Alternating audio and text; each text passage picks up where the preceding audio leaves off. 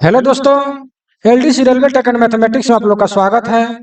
आज हम लोग टेस्ट सीरीज 22 का पार्ट 2 हम लोग देखेंगे, क्योंकि पार्ट 1 जो है 54 के पहले पार्ट 1 जो है बना दिया गया है। यह जो है पार्ट 2 है। यह जो है कोटा डिवीजन का यह क्वेश्चन है। विशेष जानकारी के लिए पार्ट 1 आप देखिए। चलिए देर ना करते हुए हम क्वेश्चन पर चलते हैं। अगर मेरा वीडियो अच्छा लगे तो लाइक शेयर और सब्सक्राइब जरूर कीजिएगा।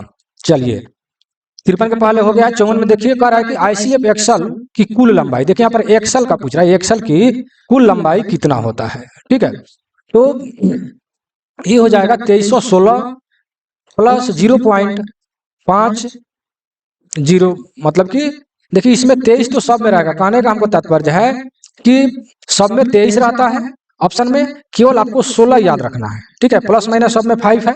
ठीक है, तो कहने का तात्पर्य है कि बस 16 याद रखना है। ठीक है, याद करने का तरीका में यह दिमाग में रखना है कि हमको 16 जो है दिमाग में रखना चाहिए। ठीक है, 16, क्योंकि 23 सब में है, इस टाइप से। ठीक है, ये बहुत इंपॉर्टेंट क्वेश्चन है, ये हमेशा पूछता है। नेक्स्ट क्वेश्चन पर चलेंगे। कह रहा है कि आईसीएफ कोच में बड़ी ट्रॉली को वेट ट्रांसफर करता है। ठीक है, यानी बॉडी जो है यहाँ पर जो ट्रॉली लगा होता है, ट्रॉली मतलब कि बोगी, यहाँ पर देखिएगा कि साइड बैरियर जो है मतलब दो हो, इस प्रकार हम अगर बोगी बना दें तो यहाँ पर बोलिस्टर जो रखा जाता है तो दो ठो यहाँ पर साइड बैरियर लगा रहता है। ठीक है, साइड बैरियर लगा रहता है, उसी के माध्यम से मतलब कि बॉडी का भार जो है ट्रांसमिट जो है ट्रॉली पर जाता है। ठीक है, तो ये जो आपको साइड बैरियर जो लगा रहता है बोलिस्टर पर, तो साइड बैरियर में तेल जो है आपको सर्वोलेन 68 तेल भरा जाता है। क्वेश्चन में आता है कि इसमें तेल जो है कौन सा तेल भरा जाता है। ठीक है, तो इसमें सर्वोलेन 68 तेल भरा जाता है। ठीक है, और ये भी क्वेश्चन कर देता है कि दोनों साइड बैरियर की बीच की दूरी कितना है, तो इसका दूरी 1600 mm है। कितना है? 1600 mm। ठीक है, और इसमें एक और क्वेश्चन करता है कि यह तेल जो है कितना मात्रा में मतलब भरा हुआ रहता है, तो ये 2.5 लीटर लगभग। ठीक है, 2.5 लीटर के आसपास भरा रहता है। ठीक है, इसमें सर्वोलेन 68 तेल भरा रहता है। दोनों साइड बैरियर के बीच की दूरी जो है 1600 mm होता है। ठीक है, यहाँ पर 3-4 क्वेश्चन आपको मिल जाता है, लेकिन आपके क्वेश्चन का जवाब यहाँ है कि यह बोगी का क्या बोलते हैं इसको, कोच मतलब कि बॉडी का भार साइड बैरियर के माध्यम से ट्रॉली पर ट्रांसफर होता है। ठीक है, जो आपके सी नंबर में दिया हुआ है। ठीक है, जहां तक विश्वास है कि समझ गए होंगे। नेक्स्ट क्वेश्चन 56 नंबर में क्या कर रहा है कि बीटीपीएन वैगन का एक्सल लोड कितना होता है। ठीक है, बीटीपीएन वैगन का एक्सल लोड कितना होता है, तो इसका जो है 20.32 टन होता है। कितना? 20.32 टन। ठीक है, ए नंबर। देखिए ऐसा है कि हम तो कोच का जितना भी डायमेंशन वाला जो है उसका मैंने पीडीएफ बना करके आप लोग को मैंने भेज भी दिया है। अगले सप्ताह में, अभी तो आप लोग दीपावली में सभी लोग घर गए हुए हैं, हम भी जाने वाले हैं, इसीलिए मैं जल्दी जल्दी वीडियो भी बना करके डाल दिए। ठीक है, तो यहाँ पर इस सप्ताह के बाद यानी छठ पूजा के बाद प्रथम तो मैं HOER से एक वीडियो बनाऊंगा और इसका पीडीएफ तैयार हो गया है, आप लोग को जस्ट कल परसों में भेज दिया जाएगा। ठीक है, लेकिन वीडियो जो है आप लोग को छठ के बाद हम बना देंगे। ठीक है, पूरा। और रहा यह बीटीपीएन जितने भी वैगन यानी गुड्स से संबंधित डायमेंशन है, उसके लिए मैं एक अलग वीडियो में बनाऊंगा। उसका पहले मैं पीडीएफ तैयार करूंगा, और पीडीएफ जो भाई पीडीएफ लिए हैं उनको पीडीएफ में भेज दूंगा, और उसके बाद मैं वीडियो में बना दूंगा पूरा जितने भी डायमेंशन है वैगन से संबंधित, ताकि सारे के सारे आप लोगों को कंफ्यूजन दूर हो जाए। ठीक है, आईसीएफ एलएचबी यानी कोचिंग स्टॉक से जितने भी डायमेंशन है वो वीडियो मैंने बना दिया है, और पीडीएफ जो लिए उन पीडीएफ भेज दिया गया है। ठीक है, तो पहले मैं अगले संडे को टेस्ट के बाद मैं HOER पर वीडियो बनाऊंगा, फिर WOR के वर्क स्टडी है। ठीक है, वर्क स्टडी, इस पर मैं एक वीडियो बनाऊंगा, फिर उसके बाद मैं डायमेंशन वाला बनाऊंगा, क्योंकि इससे ज्यादा क्वेश्चन आ रहा है, इसका वीडियो अभी तक नहीं बना है। ठीक है, और सभी लोग का यह मतलब मत है, राय है कि आप सर HOER पर वीडियो बनाए। ठीक है, इसका पीडीएफ अभी मैंने तैयार कर लिया है दोनों का, अब वीडियो में बनाऊंगा। ठीक है, और इसका डायमेंशन मैं उसके बाद में बनाऊंगा, तो तब तक आप लोग इसको रटते रहिए। ठीक है, तो इसका जो है एक्सल लोड जो है मतलब कि 20.32 है। ठीक है, चलते हैं नेक्स्ट क्वेश्चन पर। ज्यादा मैं समझाऊं फिर वीडियो जो है लंबा होते जाता है। देख रहे हैं कि 50 क्वेश्चन में पार्ट 1 जो है 1.25 घंटा का लगभग वीडियो हो गया। 57 में क्या करें, बीटीपीएन सुरक्षा वाल्व का कार्य दबाव कितना होता है, तो इसका कार्य दबाव जो है 1.4 kg पर cm स्क्वायर होता है। ठीक है, 57 का ए नंबर आंसर हो जाएगा। हम नेक्स्ट क्वेश्चन पर चलते हैं। लिख रहा है कि आरओएच यानी बीटीपीएन का, बीटीपीएन वैगन में आरओएच का अंतराल पूछ रहा है। ठीक है, आरओएच का अंतराल। तो देखिए इसमें जो पीडीएफ एक मेरे भाई जो लिए हैं वो क्वेश्चन किए थे आरओएच जो है कब होता है, तो यहाँ पर जब क्वेश्चन वो कर दिए थे तो उनको मैं डिटेल रूप से मैं बता दूं। देखिए न्यूली बेल्ट रहेगा, न्यूली बेल्ट अगर रहता है तो यह हो जाएगा 18 माह। कितना हो जाएगा, 18 माह। ठीक है, और फिर एक और क्वेश्चन आता है कि पीओएच यानी पीरियोडिक ओवर हॉलिंग, ठीक है, के बाद आरओएच, आरओएच रूटिंग ओवर हॉलिंग इसका फुल फॉर्म होता है, रूटिंग ओवर हॉलिंग। तो न्यूली बेल्ट के लिए ये आरओएच है, न्यूली बेल्ट के लिए आरओएच, ये 18 महीना हो गया। और पीओएच के बाद आरओएच, ये भी जो पीओएच के बाद फिर आरओएच करेंगे उसको भी हम 18 महीना पर ही करेंगे, माह पर है। ठीक है, अगर केवल पीओएच अगर पूछता है, पीओएच, ठीक है, पीओएच पूछता है तो ये हो जाता है आपको 6 वर्ष पर यानी 6 ईयर पर। ठीक है, लेकिन पीओएच के बाद आरओएच 18 महीना पर, और न्यूली बेल्ट जो है उसका भी आरओएच 18 महीना पर। लेकिन आपके क्वेश्चन में ना न्यूली है और ना ही पीओएच के बाद है, डायरेक्ट है कि बीटीपीएन वैगन में आरओएच का अंतराल क्या है। तो इस तरीके का अगर क्वेश्चन आ जाता है तो आपका आंसर डी होगा, यानी 24 मंथ पर हम आरओएच करेंगे। ठीक है, रूटीन ओवरहॉलिंग जो है 24 मंथ पर हम करेंगे। वो भी मैंने बताया कि जितने भी सारे डायमेंशन जो है अंक वाले जितने भी क्वेश्चन है, एक सप्ताह के बाद मैं टोटल का टोटल मैं वीडियो इसका जो है बना दूंगा या पीडीएफ आप लोग को भेज दूंगा। ठीक है, आप लोग खुद ही पढ़ सकते हैं, जो भाई पीडीएफ लिया है उन्हीं को केवल पीडीएफ जाएगा। ठीक है, तो इतना आप समझ लिए होंगे कि न्यूली बेल्ट अगर पूछे तो 18 महीना, पीओएच के बाद आरओएच पूछे तो भी 18 महीना, और पीओएच अगर इस तरह पूछता है तब जान ही रहे हैं कि 6 वर्ष पर होता है। लेकिन इस तरह का अगर केवल इसमें न्यूली बेल्ट या पीओएच के बाद अगर आरओएच नहीं पूछता है तो 24 मंथ होगा। आंसर आपका जहां तक विश्वास है कि क्लियर हो गया होगा। चलते हैं नेक्स्ट क्वेश्चन पर। क्वेश्चन नंबर 59, कंटेनर को उठाने के लिए स्वचालित ट्विस्ट लॉक पर कंटेनर को उठाने के लिए आवश्यक बल। ठीक है, ऑटोमेटिक ट्विस्ट लॉक जो है उठाने के लिए, देखिए यहाँ पर कंटेनर में जो है 8 की संख्या में ट्विस्ट लॉक लगे रहते हैं, ऑटोमेटिक ट्विस्ट लॉक। तो कंटेनर को जो उठाने पर यानी उठाने या छुड़ाने जो भी कुछ कह सकते हैं, एक साइड में 4 होता है फिर एक साइड में 4 होता है, टोटल 8 होता है। तो उठाने के लिए या छुड़ाने के लिए आपको 1000 kg का भार की आवश्यकता होता है, या लोड जो भी कह सकते हैं। लेकिन जब वहीं इसको बैठाना रहे या फंसाना रहे या लगाना रहे, कुछ भी कह सकते हैं, तो इसके लिए 600 kg का भार लगता है। ठीक है ना, 600 kg का। लेकिन वहीं छुड़ाना रहे या उठाना जो भी कुछ कह सकते हैं, तो इसके लिए 1000 kg की आवश्यकता होती है। ठीक है, क्योंकि फंस जाए तो जल्दी निकले नहीं, इसलिए इसका केजी बढ़ जाएगा। फंसने के लिए तो कम ही पर फंस जाएगा, लेकिन निकले नहीं इसके लिए आपको ज्यादा मतलब वेट को मतलब कि वजन से या खींचना पड़ेगा या उठाना पड़ेगा। ठीक है, जहां तक विश्वास है कि समझ गए होंगे। आगे चलते हैं। बीएलसी वैगन में खाली लोड बॉक्स के स्थान पर किस उपकरण का प्रयोग किया जाता है? ठीक है, तो वहीं एलएसडी, लोड सेंसिंग डिवाइस। ठीक है, एलएसडी इसका आंसर हो जाएगा, लोड सेंसिंग डिवाइस इसका फुल फॉर्म होता है। ठीक है, एलएसडी, लोड सेंसिंग डिवाइस।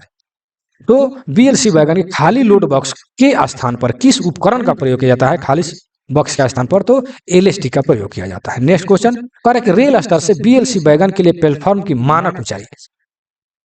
ये जितने भी मतलब कि वैगन के क्वेश्चन हैं सारे के सारे मैं डायमेंशन वाला अगले सप्ताह में क्लियर कर दूंगा। तब तक के लिए जितना दिया है आप लोग पढ़िए। ठीक है, याद कीजिए। तो इसका जो है सी नंबर इसका आंसर हो जाएगा। ठीक है, 1009 mm। ठीक है, कहीं कहीं आपको मिलेगा यानी 1.99 मीटर। ठीक है, मीटर में रहेगा। ठीक है ना, मीटर में। तो उसी को जो है मतलब एमएम में बदला गया है, तो लगभग एमएम में अगर पूछता है तो इतना मारेंगे। इतना ही याद रखें, मैं क्लियर करूंगा इस सबको अगले सप्ताह में। हम भी निकलने वाले हैं, इसलिए मैं वीडियो जल्दी बना करके डाल दूं। चलिए नेक्स्ट क्वेश्चन, बीएलसी वैगन में कंटेनर को लोडिंग क्षमता कितनी होती है? लोडिंग क्षमता यह पूछ रहा है। ठीक है, तो इसके लिए आपको ये आंसर हो जाएगा 220, या देखिए इसमें टन लगा हुआ है, 220 OR 140, ठीक है, यानी 2 बार 20 हो या 1 बार 40, ठीक है, यानी इसमें सब में टन लगा हुआ है, टन हो जाएगा। BLC वैगन में कंटेनर लोडिंग क्षमता जो है 20 टन 2 बार, 20 टन या 1 बार में 40 टन, ठीक है, समझ गए होंगे। नेक्स्ट क्वेश्चन, वैगन में प्रयुक्त होने वाले डर्ट कलेक्टर का प्रकार है, ठीक है, डर्ट कलेक्टर का प्रकार है, वैगन की ये बात कर रहा है, ठीक है। तो वैगन में जो है डर्ट कलेक्टर जो है 3 वे का प्रयोग किया जाता है, ठीक है, वैगन में जो है 3 वे का प्रयोग किया जाता है। वहीं अगर कोचिंग में अगर पूछता है तो इसमें 2 वे का प्रयोग किया जाता है, ठीक है, कोचिंग में 2 वे और वैगन में 3 वे का प्रयोग किया जाता है। नेक्स्ट क्वेश्चन, खाली लोड डिवाइस सूचक प्लेट दिखाता है, मतलब खाली रहेगा तब कैसा दिखाएगा सूचक प्लेट, और लोड रहेगा तब कैसा दिखाएगा। तो खाली रहेगा तो येलो दिखाएगा इम्पीटी, और ब्लैक कब दिखाएगा, जब लोडेड कंडीशन में रहेगा, ठीक है। तो इसके लिए आपको ए नंबर आंसर हो जाएगा। इसमें सभी का जितने भी भाई टेस्ट दिए हैं सभी का सभी बहुत ही अच्छा नंबर आया है, ठीक है। अब हमको समझ में आ रहा है कि जो भाई टेस्ट देते हैं वो जो है अब रफ्तार में उन लोगों को रफ्तार पकड़ लिया है। मैं भी भगवान से प्रार्थना करता हूं कि आप लोग का रिजल्ट हो। 65 नंबर में देखिए क्या लिखा है, SWTR से आप क्या समझते हैं, ठीक है। तो कोचिंग में लिखता है क्या STR, यानी इसमें जो है सिंगल कार टेस्टिंग SCTR उसमें लिखता है, ठीक है, लेकिन इसमें WC के जगह पर W लगा दिया है, तो यहाँ पर जो है वैगन हो जाएगा, ठीक है, क्या हो जाएगा, वैगन हो जाएगा, यानी सिंगल वैगन टेस्ट रिंग, ठीक है। और एक होता है SCTR यानी सिंगल कार टेस्ट रिंग, तो ये जो है कोचिंग के लिए हो गया सिंगल कार टेस्ट रिंग, ठीक है। लेकिन यहाँ पर जो है SWTR है यानी सिंगल वैगन टेस्ट रिंग हो जाएगा, ठीक है।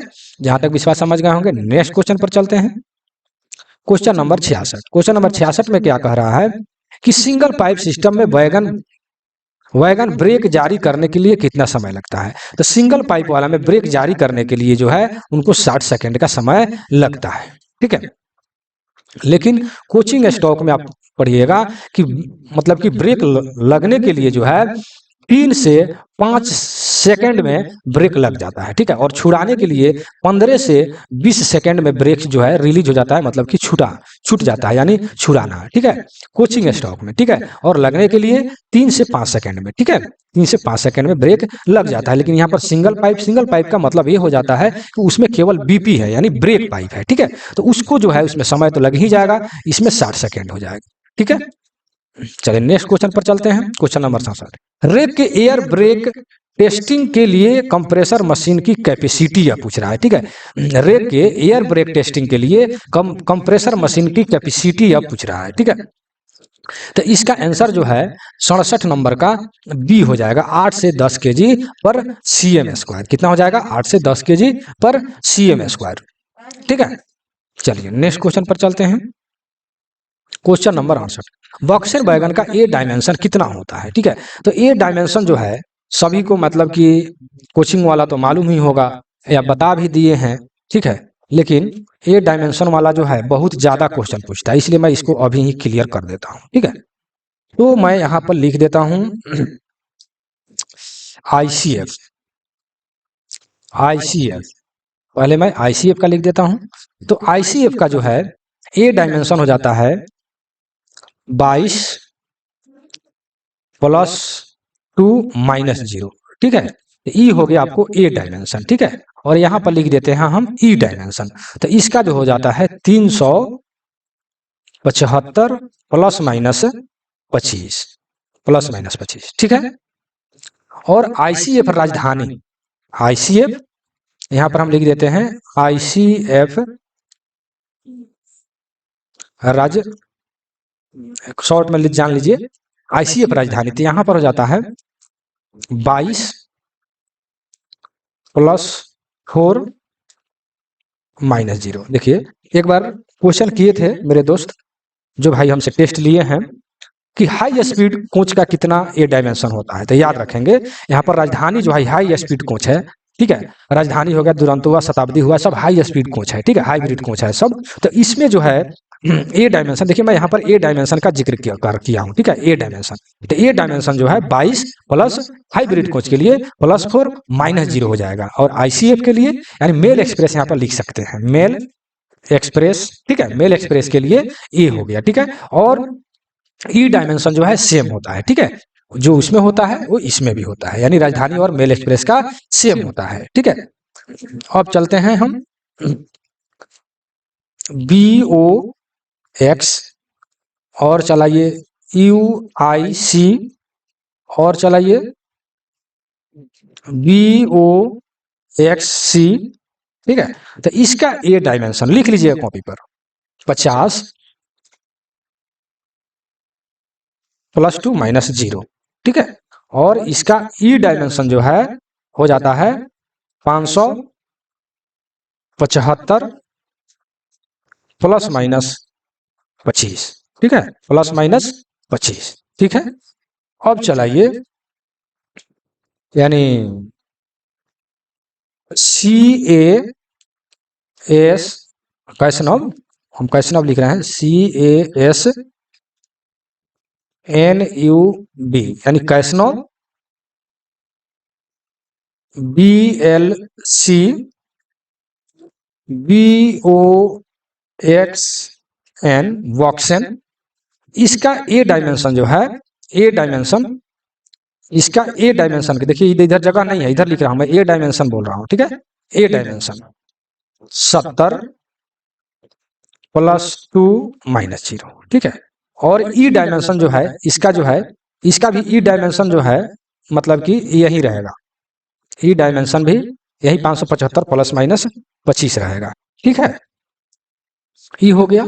अब देखिए यहां पर मैं लिख देता हूं बोवरे, यानी B O B R N. इसका ए डायमेंशन कितना हो जाएगा, इसका डायमेंशन हो जाता है 27 प्लस 2 माइनस 0, ठीक है। और ई डायमेंशन भी वही होता है, ई वाला यही होता है 575 प्लस माइनस 25, ठीक है। और एक और वैगन होता है, ठीक है, यानी बी एफ के आई, ठीक है। तो इसका जो है ए डायमेंशन हो जाता है 60 प्लस 2 माइनस 0, ठीक है। और ई डायमेंशन सबके लिए बराबर होता है 575 प्लस माइनस 25, ठीक है। तो इस तरह करके ज्यादा क्वेश्चन जो ज्यादा पूछा जाता है उसी को मैंने लिखा है, इसको कॉपी में आप लोग नोट कर लीजिएगा, ठीक है।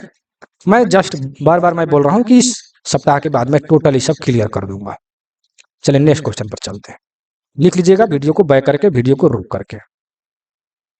चलिए 69 नंबर में अरे वॉक्सन बैगन के लिए, तो उसमें तो आपको, उसमें तो मैं आंसर बताइए नहीं किए, ठीक है। तो आंसर आपको उसमें मिल गया होगा, यहाँ पर देखिए ए नंबर में दिया है वॉक्सन बैगन का 70 प्लस 2 माइनस 0, ठीक है। और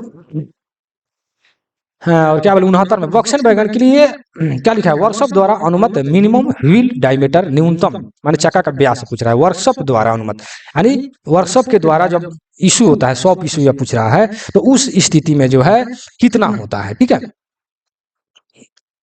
तो इसके लिए जो है 69 का ए नंबर हो जाएगा 919 mm, ठीक है। अब जान ही रहे हैं कि इसका जो है न्यू जो है 1000 mm होता है, ठीक है।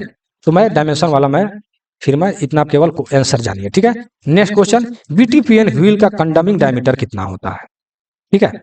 इसका कंडमिंग डायमीटर पूछ रहा है 70 का, देखिए यहाँ पर सी नंबर में जो दिया हुआ है 906 mm हो जाएगा, ठीक है। नेक्स्ट क्वेश्चन पर चलते हैं, एक्सल बॉक्स को किस तापमान के बाद हॉट बॉक्स माना जाता है, ठीक है। कितना के बाद में इसको हॉट बॉक्स माना जाता है, तो ये जो है 80 डिग्री सेंटीग्रेड पर मतलब कि हॉट बॉक्स माना जाता है, ठीक है ना। तो कहने का मतलब एक्सल जो होता है, एक्सल, तो इसमें जो बेयरिंग जो लगा रहता है, तो इसमें जो है जब इसका तापमान जब 80 डिग्री के बाद जब लगभग हो जाए तो हॉट बॉक्स इसको माना जाता है, या हॉट एक्सल भी कहा जाता है, ठीक है। लेकिन एक और क्वेश्चन इसमें आता है कि दोनों बेयरिंग में कितना का अंतर हो तो चलेगा, तो 15 डिग्री जो है आपको LHB के लिए है, ठीक है। बाकी दोनों बियरिंग में अंतर यानी तापमान में अंतर, तापमान में अंतर 15 डिग्री हो तो चलेगा LHB के लिए, और ICF के लिए, ICF के लिए 20 डिग्री होता है, ठीक है ना। तो अंतर यानी बेयरिंग में अंतर हम कह रहे हैं, ठीक है ना।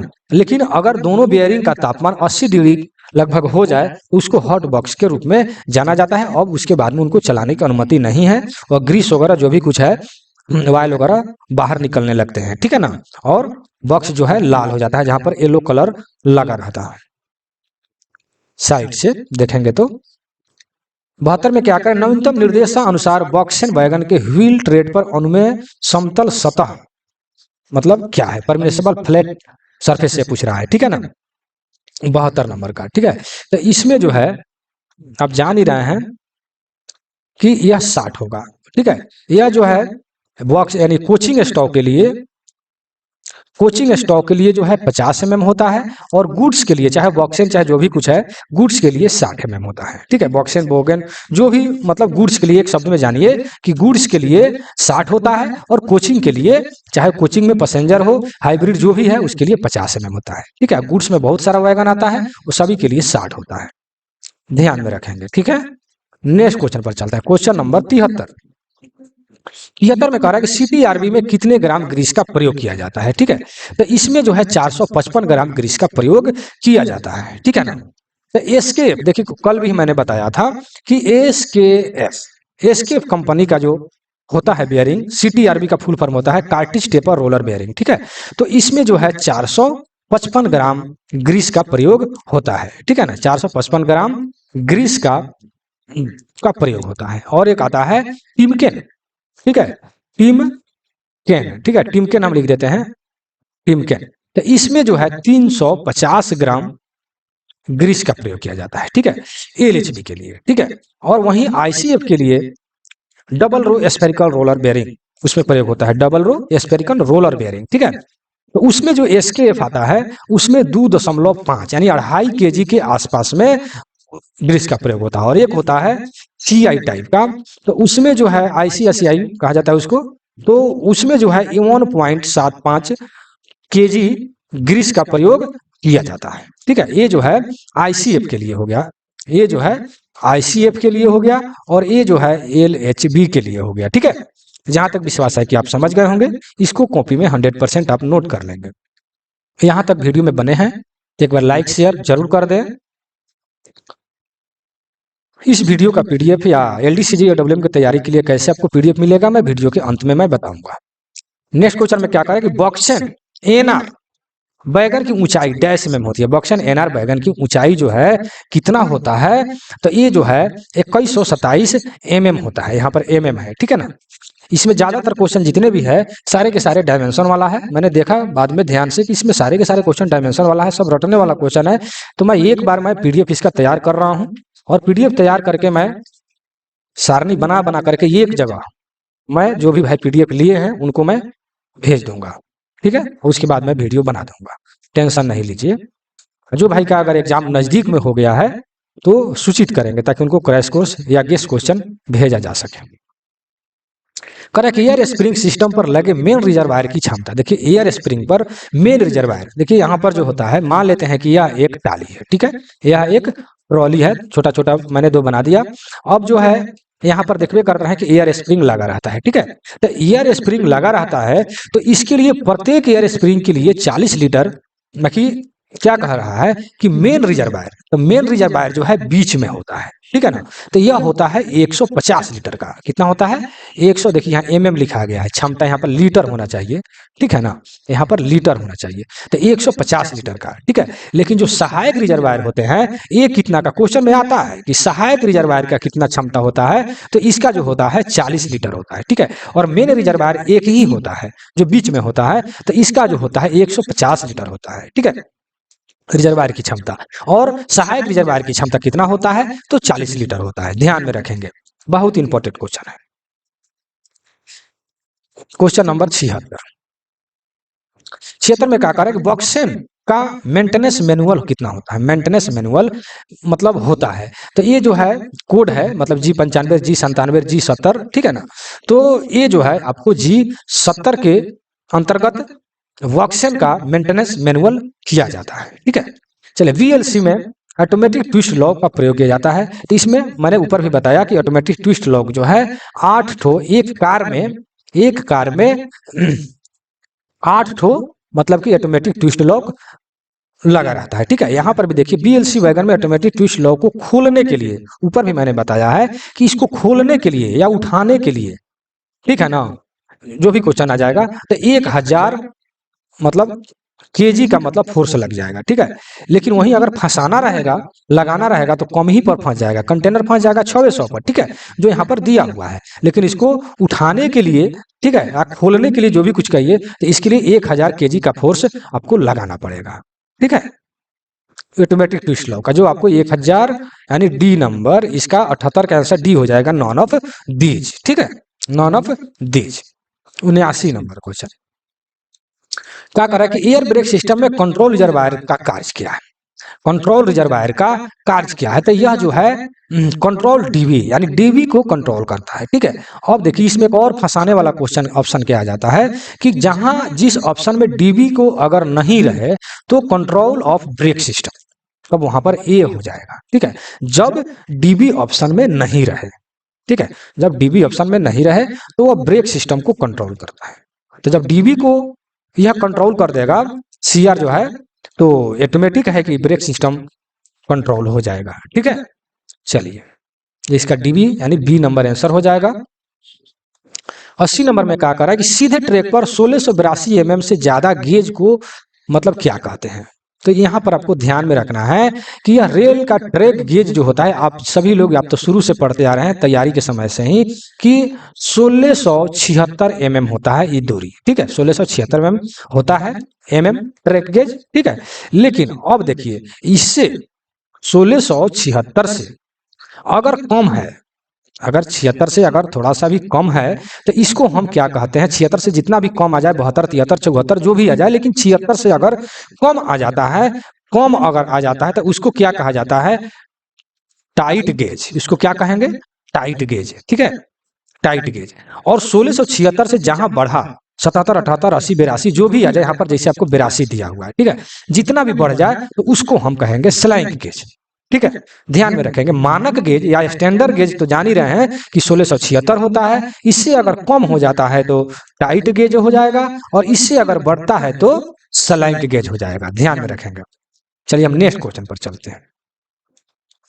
क्वेश्चन नंबर 81 कह रहा है कि एसी आईसीएफ आरसीएफ कोच में आपातकालीन खिड़कियां होती है। देखिए एसी हो या नॉन एसी हो या जनरल हो चाहे कोई भी हो, उसमें सारे में आपातकालीन खिड़कियां जो है 4 होता है। ठीक है, आपातकालीन खिड़की जो है कितना होता है, 4 होता है। तो सभी लोग जानते हैं, देखते भी हैं।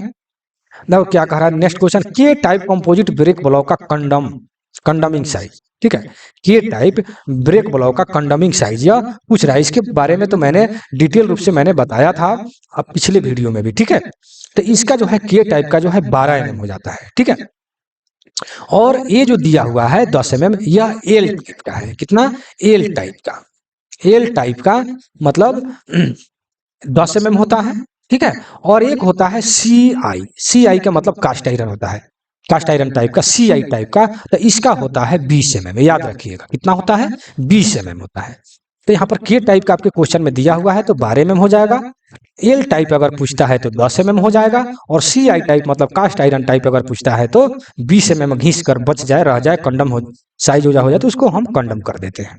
ठीक है, नेक्स्ट क्वेश्चन पर चलते हैं। क्वेश्चन नंबर 84 कह कि टायर डिफेक्ट गेज से हम क्या नापते हैं। तो टायर डिफेक्ट गेज से हम क्या नापेंगे भाई, ये भी तो हम व्हील डिफेक्ट ही नापेंगे ना, क्योंकि व्हील देखिए यहाँ पर जैसे मैंने एक व्हील बना देते हैं। ठीक है, व्हील मान लीजिए, तो यहाँ पर एक जो है वो जिसको व्हील फ्लैंज कहते हैं, और जो चौड़ा जो पट्टी होता है, ठीक है ना, उसी को व्हील ट्रेड कहते हैं। ठीक है ना, व्हील ट्रेड कहते हैं। तो कह रहा है कि व्हील ट्रेड या टायर, जैसे यहाँ पर टायर लिखा है ना, तो व्हील ट्रेड या टायर इसको हम कहते हैं। ठीक है, तो यह डिफेक्ट हम क्या चीज में सब डिफेक्ट आता है, तो व्हील में ही ना आता है, इसलिए wheel defect, wheel tyre defect gauge से हम व्हील डिफेक्ट हम चेक करते हैं। ठीक है, और व्हील फ्लैंज जो आता है इसके बारे में मैंने वीडियो मैंने बनाया हूं, जाकर आप देख लेंगे देंगे कि हाई स्पीड के लिए व्हील फ्लैंज की मोटाई कितना होगा, और मेल एक्सप्रेस के लिए कितना होगा, कंडमिंग साइज कितना होगा, शार्प फ्लैंज कितना होगा। एलएचबी डायमेंशन या डायमेंशन वाला वीडियो जो बनाए हैं, वीवीआई डायमेंशन वाला पीडीएफ है, जाकर के पढ़ेंगे। आज उतना बोलने का इच्छा भी नहीं कर रहा है, देख रहे हैं कि थोड़ा आवाज नॉर्मल है।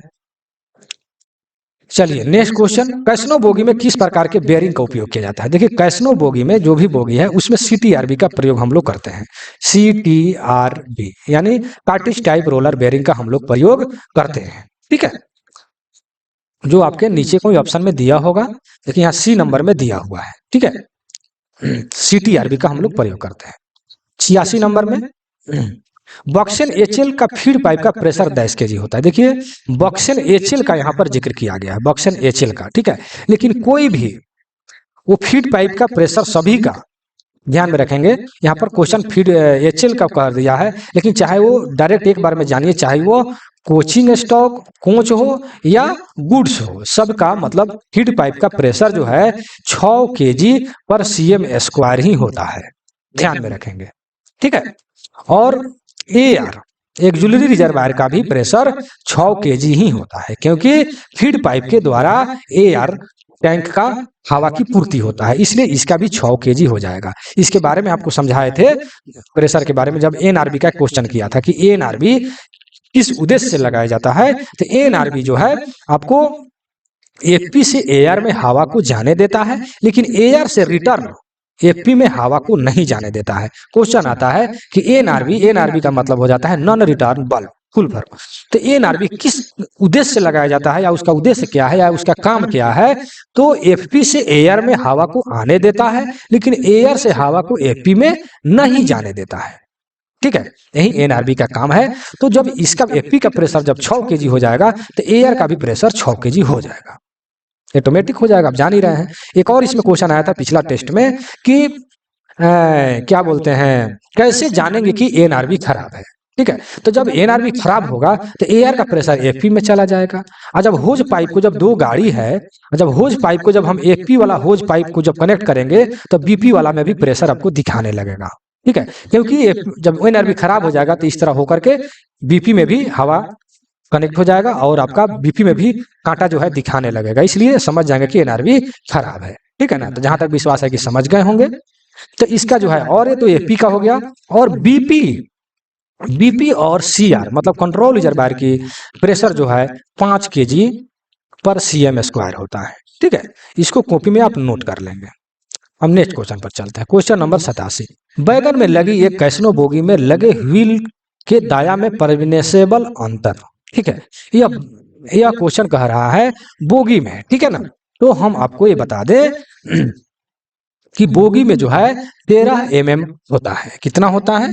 13 mm होता है, ध्यान में रखेंगे। ठीक है, और कोच में जो है एक ही एक्सल पर अगर पूछता है तो 0.5 mm हो जाएगा, और एक बोगी में अगर पूछता है तो 5 mm हो जाएगा, और कोच में अगर पूछता है तो 13 mm हो जाएगा। ठीक है, कोच में अगर पूछता है, ठीक है, कोच में कि इसमें और इसमें कितना का अंतर होना चाहिए, तो 13 mm का, और एक ही एक्सल पर पूछे तो 5 mm, और एक बोगी में अगर पूछता है मतलब 0.5, एक बोगी में अगर पूछता है तो 5 mm। चलिए हम नेक्स्ट क्वेश्चन पर चलते हैं।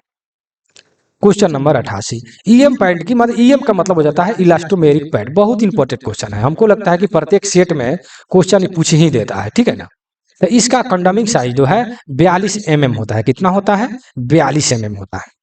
EM पैड यानी इलास्टोमेरिक पैड। ठीक है, न्यू जो है 44 दशमलव कुछ जो है होता है, या 45 इसको मान सकते हैं, 44 दशमलव कुछ यानी 45 मान सकते हैं, और शॉप इशू 43 होता है, और कंडमिंग जो है 42 होता है। दशमलव के बाद भी याद ना रहे, ध्यान में रखें, पहले वाला याद रहेगा तो हो जाएगा। न्यू जो है 44, शॉप इशू जो है शॉप इशू 43, और कंडमिंग 42। ठीक है ना, EM पैड इलास्टोमेरिक पैड। ठीक है ना, कैसनो बोगी के जहां पर एक्सल जो होता है उसके ऊपर जो है चरखूंटा टाइप का लगा रहता है, देखिएगा, जो सस्पेंशन का कार्य करता है। क्वेश्चन आता है कि EM पैड का कार्य क्या है, तो यह सस्पेंशन का कार्य करता है।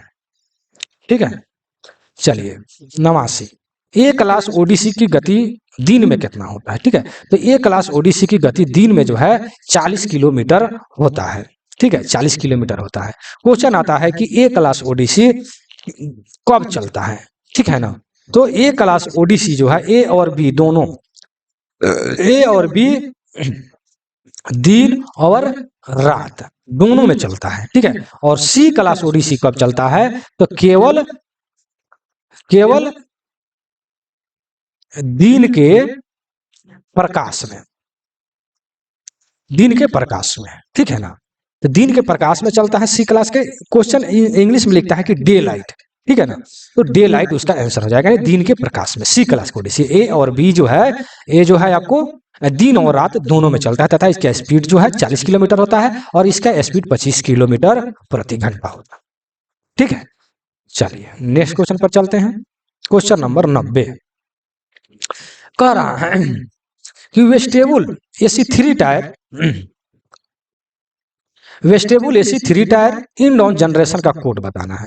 तो वेस्टेबुल का जान ही रहे कि डब्ल्यू होता है। ट्रांसपोर्टेशन कोड उस दिन भी मैंने बताया था पिछला वीडियो में भी कि सीटिंग के साथ में कि किसमें कितना सीट होता है और ट्रांसपोर्टेशन कोड भी कितना होता है, ठीक है। तो ट्रांसपोर्टेशन कोड हमेशा जब बताएं तो वीडियो और भी लंबा होते जाएगा और थोड़ा सा जान ही रहे कि तबीयत आज ठीक नहीं है। 90 का सी हो जाएगा। वेस्टेबुल का मतलब डब्ल्यू हो जाएगा, एसी का एसी, सीएन का मतलब 3 टायर, ईएन का मतलब इंडोन जनरेशन, ठीक है। वेस्टेबुल को डब्ल्यू से सूचित करते हैं, एसी मतलब एसी या सीएन मतलब 3 टायर, ईएन का मतलब ईएन जनरेशन, ठीक है। ये तो सिंपल सा आप इस तरह भी आप बैठा सकते हैं। चलिए 91 नंबर में क्या लिखा है, वेस्टेबुल फर्स्ट क्लास का कोड क्या है। वेस्टेबुल फर्स्ट क्लास, ठीक है ना। तो देखिए वेस्टेबुल का डब्ल्यू जाता है, एफ माने फर्स्ट क्लास का सी, एकदम सिंपल सा, यानी डी नंबर में इसका ऑप्शन दिया हुआ है। 92 नंबर में देखिए क्या करें, under frame mounted brake cylinder का कोड क्या होता है। अंडर माने फ्रेम के अंदर, ठीक है। तो देखिए यहां पर सी नंबर में UMBC, UM under mounted brake cylinder, under frame mounted brake cylinder, यानी सी नंबर इसका कोड हो जाएगा। नेक्स्ट क्या कह रहा है, रिसर्च डिजाइन स्टैंडर्ड ऑर्गेनाइजेशन, यानी आरडीएसओ का यह फुल फॉर्म है। Research design standard organisation, RDSO का यह फुल फॉर्म है। बहुत इंपॉर्टेंट है, ये उल्टा दे दिया है। सब में यह क्वेश्चन पूछता है कि आरडीएसओ का फुल फॉर्म क्या होता है, लेकिन यह फुल फॉर्म दे करके यह पूछा है, एकदम सिंपल बना दिया है, ठीक है ना। चलिए 94 में क्या करें, रेल पहिया फैक्ट्री का कोड क्या। रेल पहिया, रेल से आर हो गया, पहिया से व्हील हो गया, फैक्ट्री से एफ हो गया, ठीक है। R W A D, B number इसका हो जाएगा। 94 के क्या हो जाएगा, बी हो जाएगा। 95 में देखिए कह रहा है कि rail India technical and economic service का कोड क्या होगा, ठीक है। एकदम सिंपल सा है, rail India technical and economic service, देख रहे हैं ना, एकदम सिंपल सा, इसको बैठा लेना एकदम। अब पेंट्री कार्ड का कोड क्या है, तो इसका होता है WCB, ठीक है ना, WCB और CW। इसमें लोग जो है थोड़ा कंफ्यूज करते हैं, CW जो है यह क्या हो गया, 2 टायर का हो गया, ठीक है ना। और CN क्या हो गया, 3 टायर का हो गया। 3 टायर का CN होता है, 2 टायर का मतलब कि CW होता है। तो इस टाइप से ट्रांसपोर्टेशन कोड के साथ मैंने सीट का भी मैंने बता दिया था, पिछला वीडियो जाकर के देखें, पार्ट 1, ठीक है, या डायमेंशन वाला वीडियो जाकर देखें। चलिए और क्या लिखा है, पार्सल वैन, पार्सल वैन का मतलब यह पूछ रहा है, पार्सल वैन का तो ये होगा VP से, ठीक है। इसका कोड हो जाएगा सी नंबर में VP से, ठीक है ना, VP से। चलिए आगे चलते हैं 98 नंबर। 98 में ह्यूमन रिसर्च मैनेजमेंट सिस्टम का कोड, तो आजकल तो सभी लोग प्रयोग कर रहे हैं। HRMS का फुल फॉर्म या जो है लिख दिया है, ह्यूमन रिसर्च मैनेजमेंट सिस्टम है। बहुत इंपॉर्टेंट क्वेश्चन है कि पूछता है, एक ठो निकाल देगा कि HRMS में H का क्या तात्पर्य है, R का क्या तात्पर्य है, M का क्या तात्पर्य है, इस टाइप से, या HRMS का फुल फॉर्म क्या होता है। तो ह्यूमन रिसर्च मैनेजमेंट सिस्टम, या याद कर लीजिएगा, बहुत इंपॉर्टेंट क्वेश्चन है, ठीक है। तो HRMS यानी B नंबर में दिया हुआ है, ठीक है। हाई देखिए, अब मुझे वर्ण व्हील प्रोफाइल का कोड बताओ। वर्ण का W हो गया, व्हील का भी W हो गया, और प्रोफाइल का FP हो जाएगा, यानी WWP, यानी देखिए यहाँ पर B नंबर में दिया हुआ है, ठीक है ना, WWP वर्ण व्हील प्रोफाइल। ये बहुत क्वेश्चन रिपीट होता है, ठीक है। WW का वर्ल्ड वेब नहीं होता है कंप्यूटर में, वो वाला नहीं समझ जाइएगा, ठीक है। या मतलब कि कोच से संबंधित या क्वेश्चन पूछा है। 100 नंबर में क्या करा कि एक्सीडेंट और टूल वैन या रिलीफ वैन का कोड क्या होता है, ठीक है ना। तो ये हो जाएगा, देखिए ART, यहाँ पर ए होना चाहिए, ART एक्सीडेंट, एक्सीडेंट और tool van, ART accident relief train या एक्सीडेंट और टूल वैन या रिलीफ ट्रेन, ठीक है ना। ये हो जाएगा आपको डी नंबर, ठीक है। अब चलिए आपको आ रहा है क्या बोलते हैं इसको, राजभाषा का क्वेश्चन, ठीक है। बिहार राज्य किस क्षेत्र में आता है? तो इसके बारे में तो मैं जब भी इस तरह का क्वेश्चन आता है मैं बार बार बोलता हूँ ठेठ भाषा में कि जितने भी स्टेट हैं और उसका भाषा शुद्ध हिंदी है वह ए रीजन में आएगा, अर्थात क क्षेत्र में आएगा।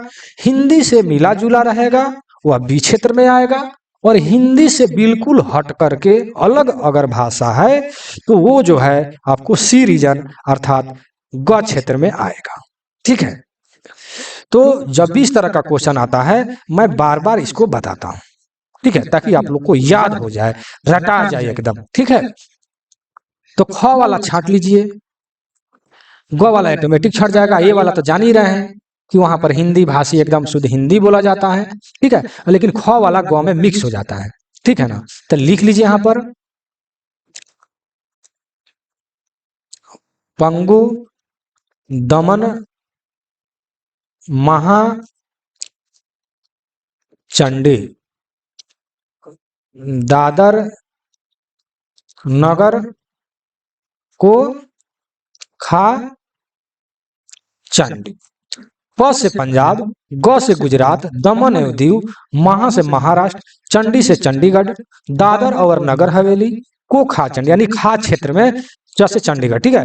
तो ये जो है ये सब जो है ख रीजन में आने वाले हैं, मतलब बी क्षेत्र में यानी ख क्षेत्र में आने वाला है, ठीक है। और ग क्षेत्र में वैसे आते हैं दक्षिण भारत या दक्षिण भारत के जितने भी स्टेट है या पूर्व में भी जितने भी पश्चिम बंगाल, अरुणाचल प्रदेश, असम वगैरह सारे के सारे बिल्कुल हिंदी से अलग भाषा है वो ग क्षेत्र में आते हैं।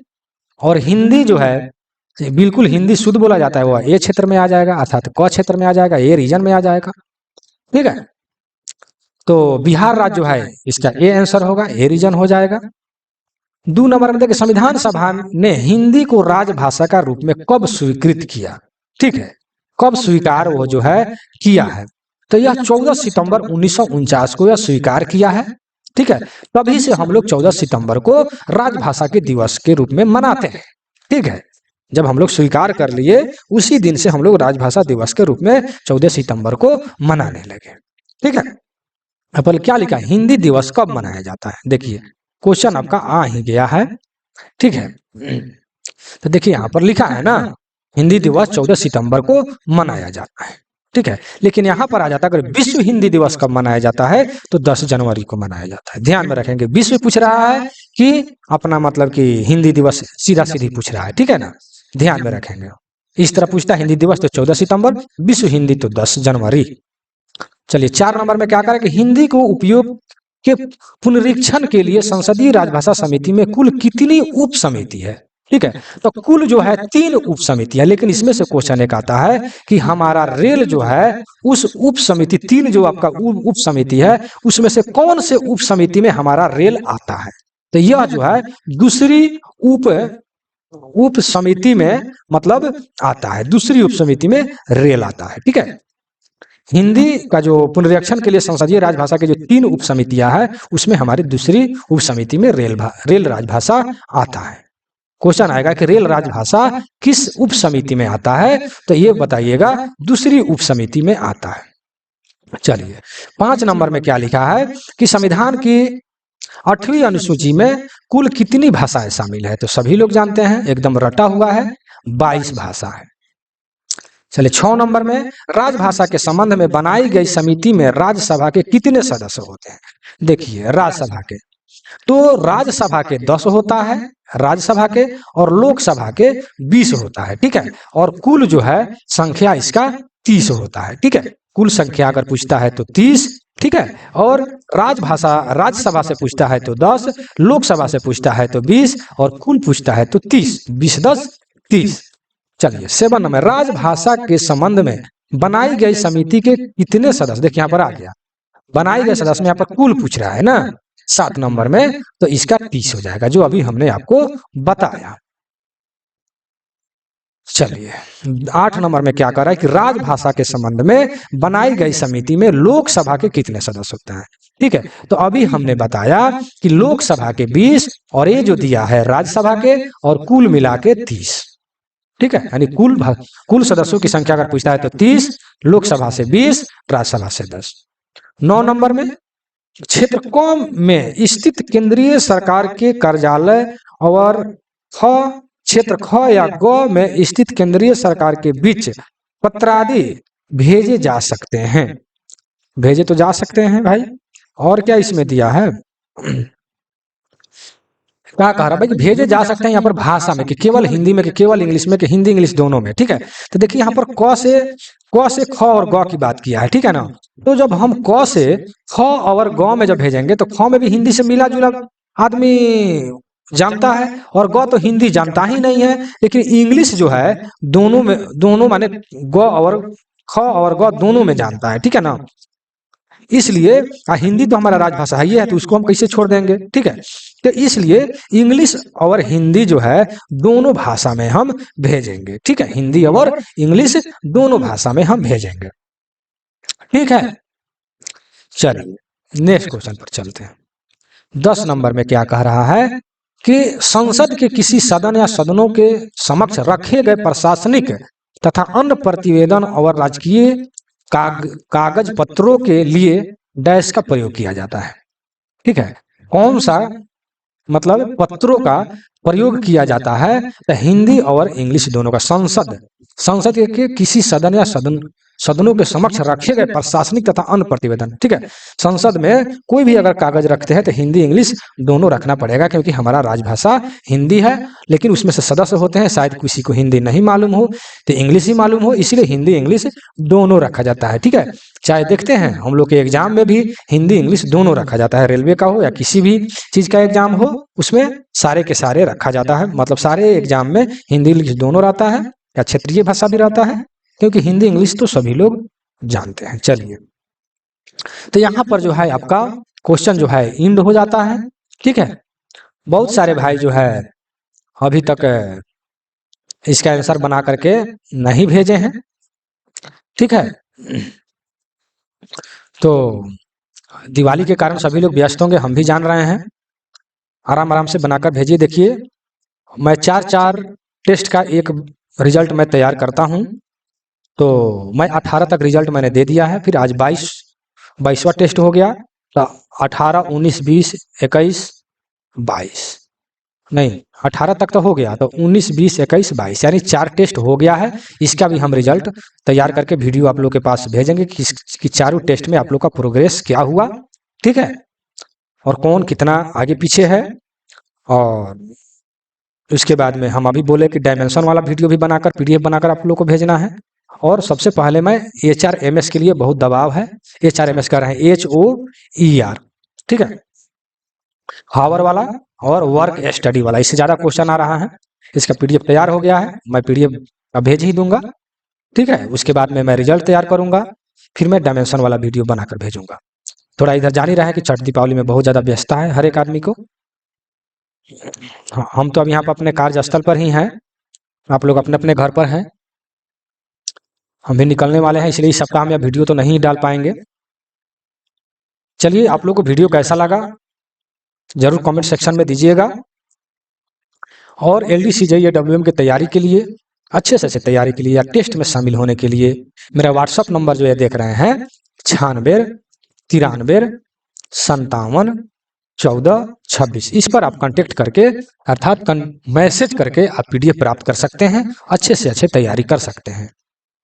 यहाँ से PDF प्राप्त करने के बाद में आपको कहीं से भी PDF लेने की आवश्यकता नहीं होगा, आपको हर तरह से तैयार किया जाएगा, हर तरह का PDF आपको दिया जाएगा। जैसे जैसे टाइपिंग होता जाता है 100-150 की संख्या में तो आपको PDF जाता ही है जो भाई PDF लेते हैं। और एक PDF 20 पेज से लेकर 200-200, 400 पेज का हिंदी और इंग्लिश दोनों मीडियम में PDF है, वो तो मिलता ही है। उसके बाद से जितने भी टाइपिंग होते रहता है उसी पैसे में वैसे ही जाते रहता है, उसके लिए कोई अलग से चार्ज नहीं लगता है। और टेस्ट फ्री हो जाता है, जो भाई फुल PDF लेते हैं उनको जो है टेस्ट फ्री हो जाता है। चलिए यही वीडियो को समाप्त करते हैं। यहाँ तक वीडियो में बने हैं तो एक बार लाइक और शेयर जरूर कर दें। वहाँ जहाँ पर है वहाँ नहीं शेयर कीजिएगा, अदर जगह कर दें। लाइक तो जरूर कर दें, यही आपसे उम्मीद है। चलिए यहीं पर वीडियो समाप्त करते हैं। जय हिंद, जय भारत।